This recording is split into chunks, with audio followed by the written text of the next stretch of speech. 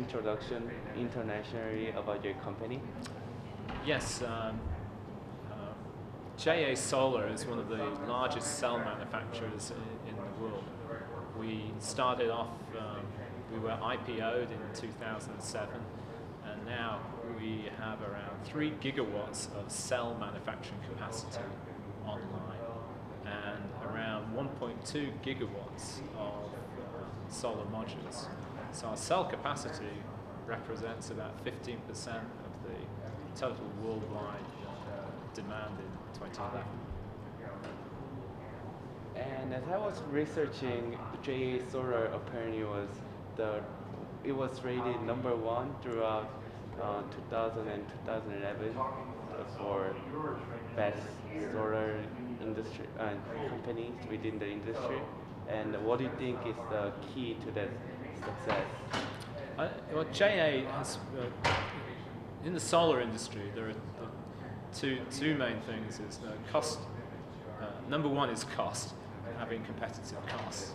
And then technology, although it's extremely important to have high performance cells and some modules, it's really number two. It's a little different from the electronics industry where technology is number one and cost is number two. In solar, it's all about the cost. And JA has been very successful in scaling up, taking advanced cell technology and putting it into mass production, but doing it at a low cost and to keeping our overheads low too. And by looking at the U.S. economy and recessions and everything going on, how do you view solar industry? Do you see potential coming throughout this recession?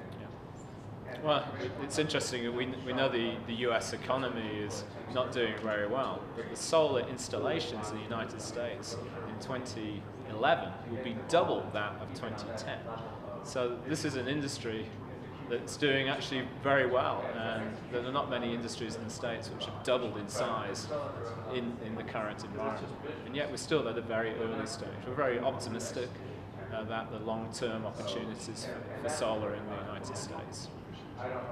I can talk a bit more about that.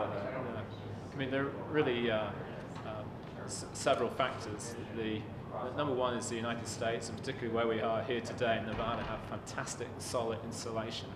The amount of sun hours you get in Southern California and Nevada are almost 2x that you achieve in Germany, which makes the cost of a solar installation, the equivalent of installation here produces electricity literally half the cost because you're running it twice as hard here. So number one is solar.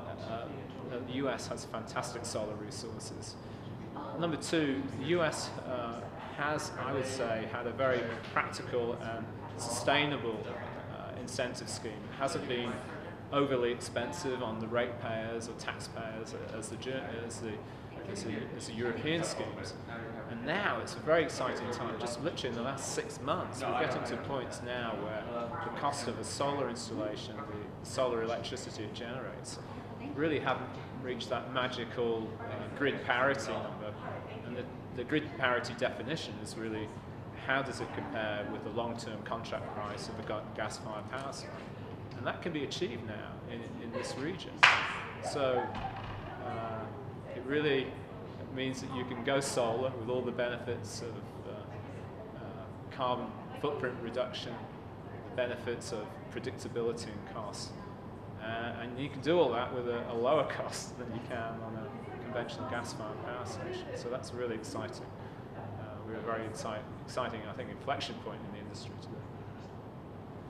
And finally, what is your opinion about the Global Solar Summit in general and the Global Solar Summit, GSS in general? Yeah. And how do you see this network coming, and by it being the first annual event, what do you think could be done to make it better for all the people who are traveling from everywhere from the world, pretty much? No, I think it's still just getting started on the event, but I think from the attendee list we've got all of the right people here. We've got on the platform today. We have developers, we have polysilicon manufacturers, we have our company, cell and module manufacturers, we have the lieutenant governor here, the mayor, we have the politicians, we have the utility companies. If we get all these people in the same room, we all want the same thing. We can sit down and hammer out and get aligned on how to grow the business. And it's only going to be done through vehicles like this, where we get the introductions, where we understand the end market needs and requirements, the complexities of doing business in the solar industry, and it's the right format to have those discussions and move things forward. And I admire the panel and the initiative taken to pull everyone together, because at the end of the day, it's people that get this